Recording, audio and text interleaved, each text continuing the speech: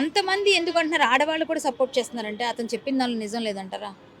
అర్థం చెప్పడం తప్పుంది. చెప్పే విధానం చాలా తప్పుంది. నేను కూడా ఖండించాను. ఆయన కూడా సారీ చెప్పారు అందరికీ. అక్కడితో అది సమసిపోయింది.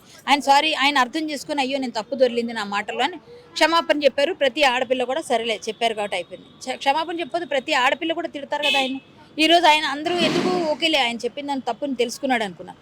అలాగే తప్పు దొరలడం సహజం. దాన్ని సర్దిద్దుకోవాలి. ఇప్పుడు అనసూయ గారు కూడా కొంచెం ఆలోచించి మన సమాజం పట్ల బాధ్యత మనకు కూడా ఉంది. మనది బాధ్యత కల సమాజంలో ఉన్నాం అని అర్థం చేసుకొని ఆవిడ దాన్ని కొంచెం అర్థం చేసుకొని పెట్టాలి. మరి అలాగైతే అనసూయ గారు నిన్న పెట్టారు ఒక వీడియో.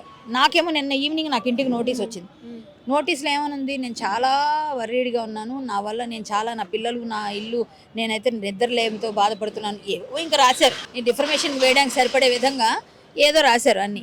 ఎందుకు రాశారు అంటే వాళ్ళ కేసు కోసం వాళ్ళు రాద్దాం అనుకున్నారు. సరే అలాంటి అంత బాధలో ఉన్నవాడే నేను స్విమ్మింగ్ పూల్లో ఉన్న వీడియో ఎలా పెట్టగలిగారండి? బాధలో ఉన్నవాడు ఇంట్లో కూర్చోవాలి, లేకపోతే బాధపడుతూ ఏడుస్తూ ఉంటారు. అలాంటిది ఆవిడ అంత బాధలో ఉన్న ఆవిడ స్విమ్మింగ్ పూల్లో వీడియో ఎట్లా పెట్టింది? ఆవిడ అంత బాధ కలిగితే కూడా అట్లాంటి వీడియోలు పెడతారా? మరి ఆ వీడియో ఇమీడియట్ డిలీట్ ఎందుకు చేశారు?